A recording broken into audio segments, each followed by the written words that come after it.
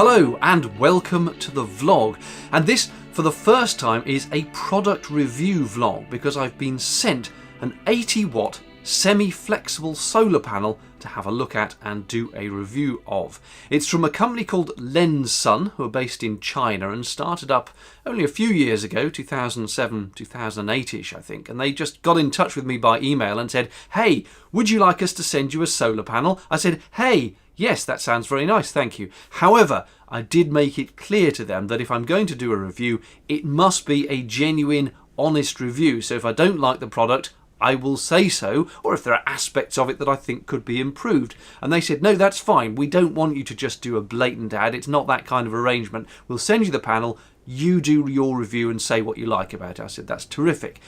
So let's have a look at this panel. First of all, the features and specifications as listed on the side of the box it comes in. Press pause on the video if you want to scrutinise them in detail. Here's me unpacking the panel in the saloon. As a total side note, this is the first major appearance of my new reclining armchairs in one of my vlogs. The panel is based on a fiberglass backing with an ETFE cover material, which Lensun say is better than the PET used on many competing panels. ETFE, they say, is much more durable, longer lasting, lets more light in, and is resistant to seawater and high temperatures. At the end of the panel is a small junction box where the positive and negative cables come out. They're not terribly long as supplied, so you may well need some extension cables. They use this standard MC4 connector type. On the four corners are four grommeted holes for securing the panel if you don't glue it down. This being a flexible solar panel, I immediately felt the need to test it. Let me advise you now, don't do this. I'll explain why later. That said, it clearly can bend and could be installed on curved surfaces like the roof of my narrowboat. It's rather less flexible along the length axis, but it does still bend a bit, although I think the junction box limits it. After that, time to read the manual, which is decent enough, easy to read and has clear illustrations. These include a 3-step plan for how to install the panel, for which, by the way, you will also need a solar charge controller, which does not come with the panel unless you order the kit version. It was at this point I read this. And this. Oops. Anyway, before I go to the bother of mounting it, a quick voltage check. It's rated at open circuit as 21 volts. That looks good enough to me. I already have two conventional solar panels on the boat roof, so I plan to unplug those and plug in the Lensun standalone. That way any reading I get is definitely from the panel under test. It's the same connectors, and they go down into the boat here. But I've read all sorts of warnings about unplugging solar when it's generating, so I wrapped my panels in plastic bags and unplugged them overnight when they should be at zero output. Here goes with the Lensun then, which I'm keeping upside down and in its cardboard, again to prevent it actually generating anything while I plug it in. I didn't install it overnight because I only wanted it to start charging when the sun was properly up. A bit stiff, but the plugs went in easily enough. Then it's time to flip the panel over and take off the cardboard.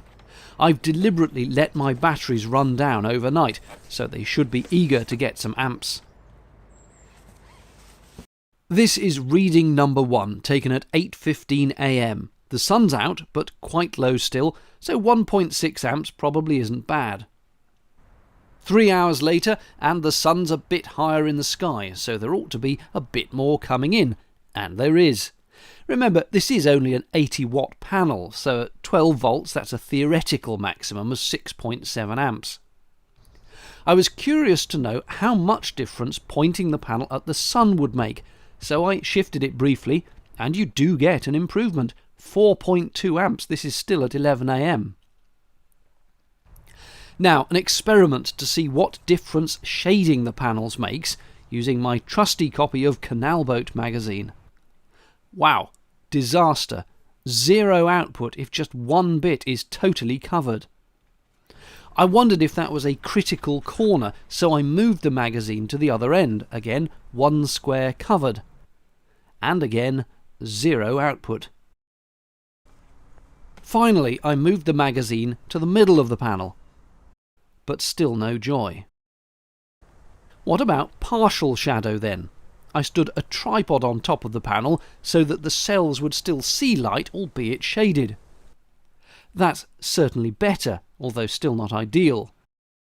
But a tripod leg isn't much of a shadow anyway, so I then propped up the magazine again, not covering the cells, but definitely shading them.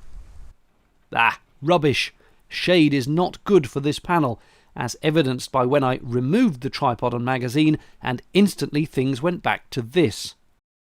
The final test was at midday and a healthy 3.8 amps coming in, which is decent for the amount of sun. Conclusions then on the Lensun 80-watt semi-flexible solar panel.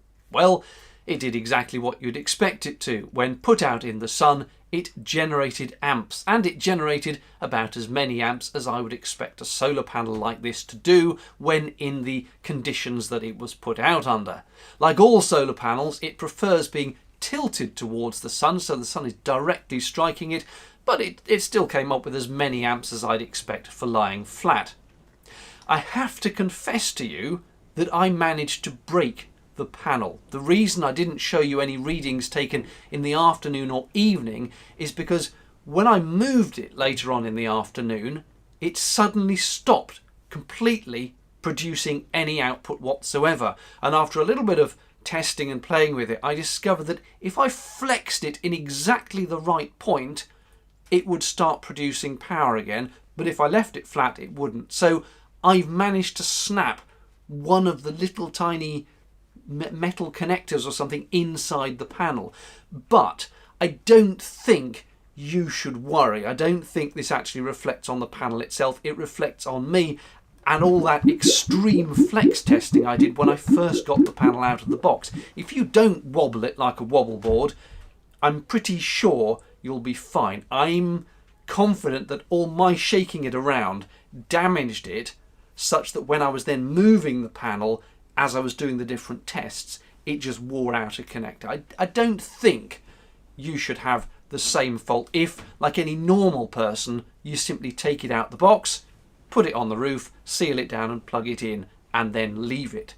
So it happened to me, but I was a bit over violent with the panel, and it does say in the instruction manual it is semi-flexible, don't bend it past this point, and I did. So other than that, I think we can safely say that the panel performs as expected. The only tiny caveat, again like most solar panels, is that it is very sensitive to shade. It can have a little bit of shade but the output will go down, but any substantial shade whatsoever and it pretty much drops off a cliff. So it really does need to be in the clear throughout the whole panel surface area.